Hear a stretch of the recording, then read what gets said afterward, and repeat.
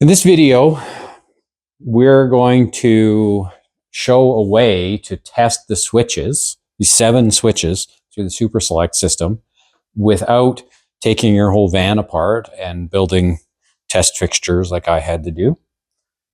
So first of all, we are going to start with just showing the Superselect wiring at a high level. And this all begins with the transmission wiring harness, which goes down on the left-hand side of the vehicle. We have the switches from the transfer case. All the connectors have been chopped off for making my test rig. As well, we pick up the front axle switch, which has also been chopped off for testing. All of this travels up the wiring harness, along past the starter, along the left-hand side of the engine, underneath the battery, goes through this very convenient stack of connectors. 6 of the wires go through, of the switches travel through this one connector. And as the 4-low switch, which is going to the transmission computer, engine computer, travels on a different connector.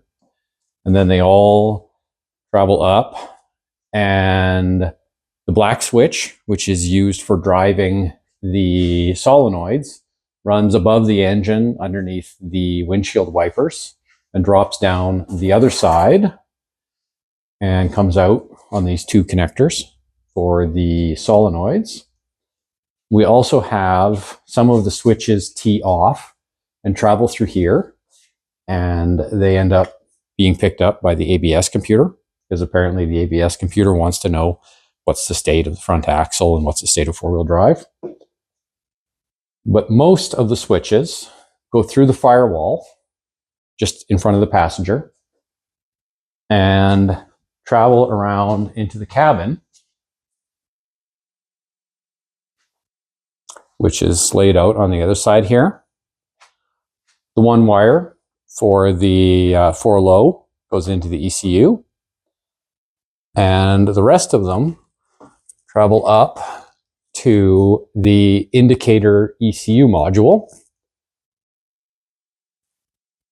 And there's 5 switches total going into that.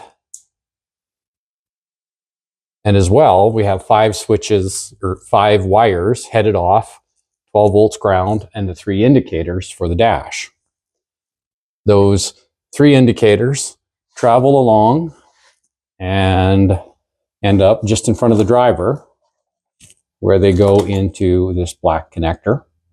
And that is for our Superselect bulbs right here, 1, 2, and 3. That's front wheels, center diff, and rear wheels. And that's the wiring for Superselect. Not complicated at all. Not complicated at all. And now we're going to show how to actually test this on a van without cutting out the whole wiring harness. The trick to debugging Superselect is taking advantage of the fact that this little indicator ECU module is just above the glove box. So I've removed the glove box with just a couple screws here and a 10mm bolt to drop the ECU down. The access isn't great, but I'll just quickly unplug this.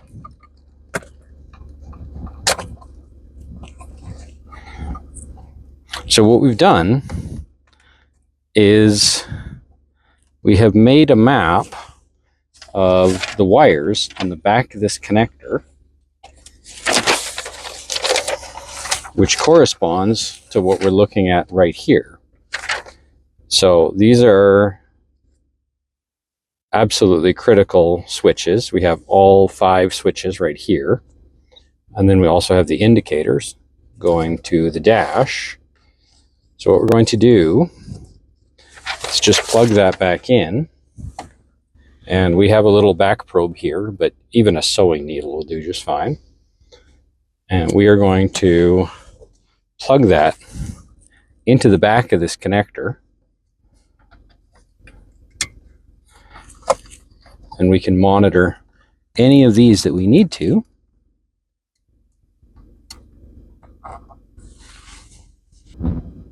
Here we're plugging into the front axle switch, which is currently off on the scope. And if we pull back to two-wheel drive, we can see that now we're getting into the difficult. Oh, there we go. The front axle has unlocked and our switch is turned off and the voltage has jumped up to 12 volts.